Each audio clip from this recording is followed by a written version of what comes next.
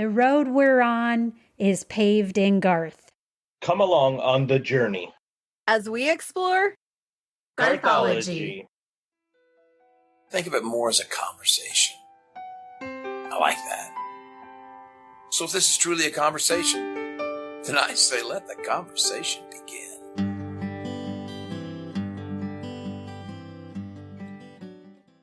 Showtime!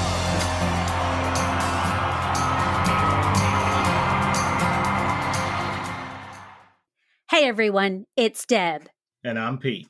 And I'm Jess. It's a new year, everyone.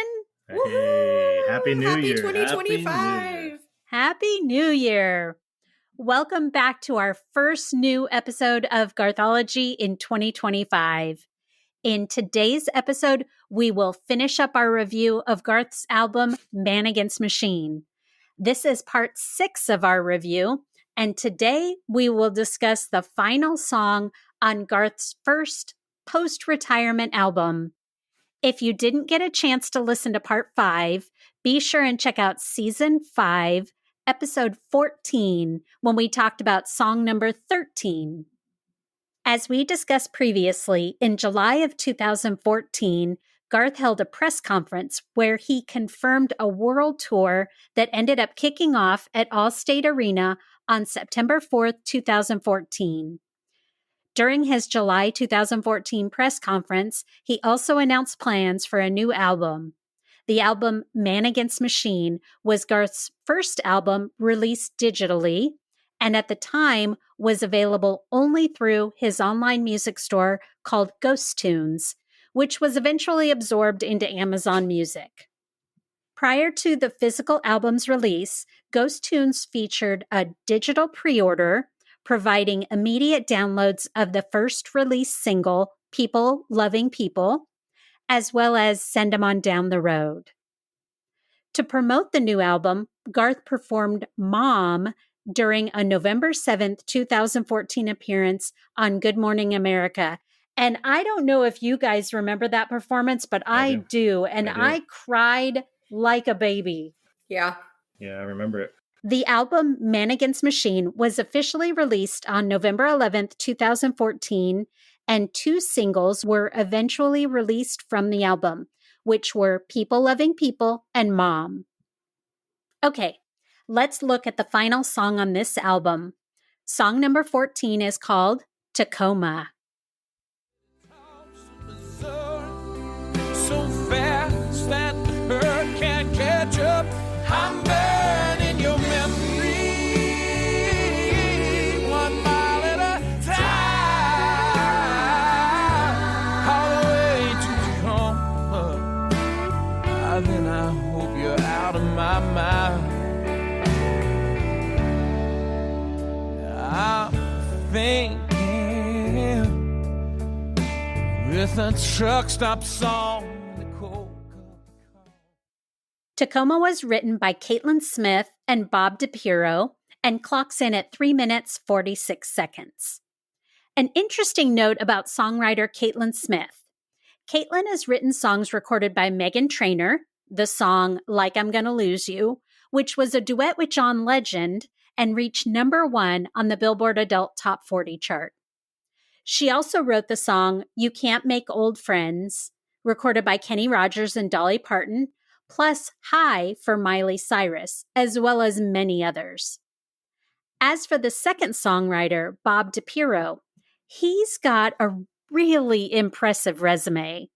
He's written 15 number 1 U.S. hits and several top 20 singles for Tim McGraw, the Oak Ridge Boys, Reba McEntire, Vince Gill, Faith Hill, Shenandoah, Neil McCoy, Highway 101, Restless Heart, Montgomery Gentry, Brooks and Dunn, George Strait, Pam Tillis. I mean, the list goes on and on. So, needless to say, Garth really got some stellar songwriters when he tapped this song. As for their song Tacoma, it's an emotionally charged ballad that showcases Garth's ability to convey raw, heartfelt emotion through his powerful vocals. The song tells the story of a person fleeing the painful memories of a failed relationship and the longing for a fresh start. The protagonist drives away physically and emotionally from the heartbreak, setting their sights on Tacoma as a symbolic fresh start. The lyrics paint a vivid picture of longing, regret, and the desperate search for healing. Garth's voice is raw and unrestrained. It's actually crackling at points, which to me adds to the authenticity of the pain that the song conveys. The production and arrangement of the song is understated, but I think it's really effective, and it allows Garth's vocals and the lyrics of the song to take center stage. While Tacoma wasn't released as a single, I think it remains a hidden gem in Garth's discography, showcasing his range and depth as an artist. Pete, what do you think of the final song on Man Against Machine? Yeah, so Garth Brooks' Tacoma, it does hit hard, especially like from a guy's perspective. It's about running from heartbreak and trying to put miles between you and the pain of a failed relationship. So honestly, like going through the song and the album, it's my least favorite song off the album when I compare them against the first 13, but it does paint that perfect picture again. And for me, like when I listen to the song, it's my least favorite. It doesn't mean that I don't like it. I think it's a great song. But when I listen to it every single time, like I could just see a picture of a man driving in a pickup truck, like across the country, trying to forget about this woman. I picture it dark, I picture it rainy, and I just keep seeing like lights flash across the guy's eye, like oncoming traffic. Not that there's any danger, but you know what I mean? Like I just keep seeing it. And it's like what you said, Aunt Deb, this guy just shows a ton in my picture, what I see, a ton of anger and a ton of emotion. Again, a great story. If you've ever had to walk away from someone that you loved and you couldn't stay with, Tacoma will hit you right in the chest. It's real, it's raw, and it is unforgettable. It paints that perfect picture. What do you think, Jess? Man, if this song's a She said, continuation, "Man." I really like She said, this one. man. I have things to say about this. I really love this one, and I didn't rank it with the other ones, so I'm not sure where it would fall for me, but I definitely don't think it's my least favorite on the album because I love it a lot. But my thought was, if this song's a continuation of the story from You Wreck Me, that poor guy who was pining over the woman of his dreams has now given up, and he's getting the out of Dodge. I'm out of here. Moving There you on. go. I'm going. Yeah. Yes, exactly. So the music's just very bluesy. And it's funny that you said it makes you think of darkness and like rain, because it makes me think of riding in the car with the windows down, just like he says in the song. But specifically when it's like dry and hot outside and you're getting blasted with that hot air in the late afternoon sun, it just makes you sleepy that time of day. That's what that music feels like to me. Like I just need to lean my head back and listen to it and let it kind of wash over me is what I think of whenever I hear the music specifically. Lyrically, I'm certain that Garth has some mean mugging and stank face going on, because when I'm listening to these, he's just really gritty here. And I feel it with him, you know, like I'm nodding my head and I'm headed to Tacoma too. And I really enjoy that I kind of get in the moment. Like you said, you can really see the picture, but I feel like I can really get into this song. And I mean, I get the song a lot, and I'm sure a lot of people do, even if you've never had to go quite as far as Tacoma to outrun an emotion. But just the idea of putting physical distance in place to get someone out of your head is so relatable, I think. I think everybody can kind of go, oh, yeah, I get how he's feeling in this song. And the way, like Deb, you mentioned the way his voice sounds, how it like crackles and stuff. Mm-hmm. I felt like the way he drags out those opening words is so interesting, even though he's kind of dragging his feet, like he doesn't want to go, but he knows he has to. And the way he says the words, my mouth, it literally seems to kind of tumble out whenever he says the words fall out of my mouth and onto the floor.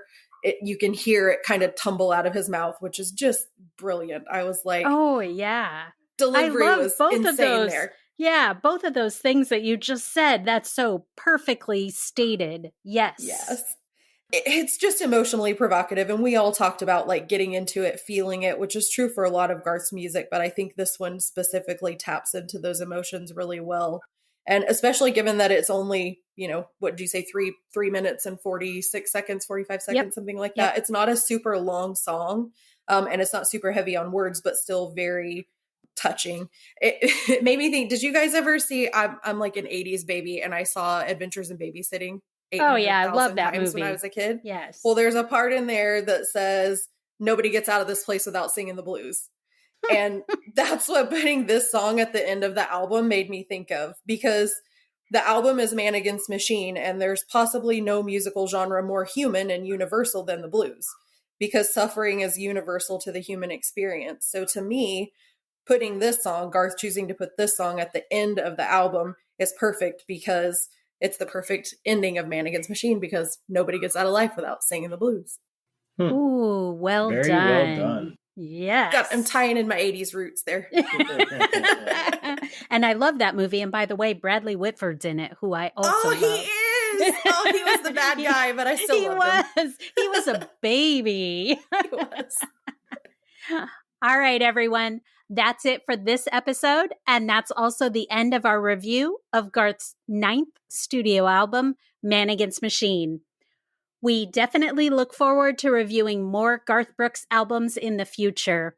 I have to tell you, album reviews are absolutely some of my favorite episodes to record with you guys. They are the ones that are the most work for us, I think. Yeah. But they're also my most favorite for sure. Yeah. And I love hearing what you guys think. Like, it's just so interesting to see the difference or the same when we all get kind of the same thing. Different perspectives, or like how everybody picks their own little lyrics or whatever the case is. Yeah, they're really, really fun. And it's crazy because it's been such a while since we've done one. And although this was just one song, like we're going to need Garth to put out some more albums.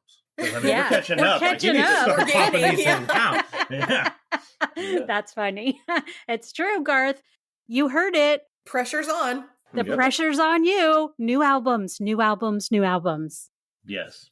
And we could show up on those albums if he needs our help. Like if he needs to put a little something there, we could, whatever. Just give us a call. Need some lyrics, I can't write music, but I can certainly come up with some words. I could just sit there and stare at him. Like, hey, write a song about this, buddy. Or if he just needs us to hang out in the recording studio with him, whatever. I'll throw him a Dr. Pepper and M&M's, whatever he needs. No problem. Sheesh. I'll cook the food. Right, there you go. Oh, there you go. Pete'll barbecue. Yeah. Have you checked out our website at garthology.com yet? If not, stop by today and check out all of our past episodes. And remember to subscribe to our podcast on your podcast platform of choice. If you listen on Apple Podcasts, it's been a really long time since our last review.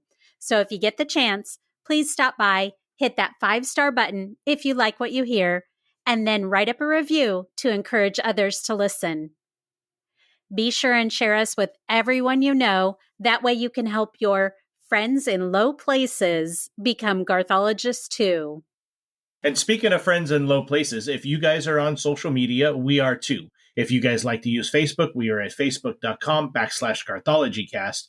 On Instagram, Twitter, TikTok, and Threads, we are at GarthologyCast on all of those platforms. So please, please, please continue to share, like, tweet, retweet, and or just direct message us with any questions, show ideas, game ideas, any of that stuff. We'll definitely read them all, and we do appreciate the support from every single one of you guys. As always, new episodes of Garthology drop on the 7th, 17th, and 27th of each month. So please watch out for those and join us for our next episode. Until then, thanks for joining us for another new episode of Garthology. And I'm Deb. I'm Pete. And I'm Jess. And we'll see you guys next time. Bye. Bye, everyone. Bye, everyone. And remember, love will always win. Finish it! Finish it!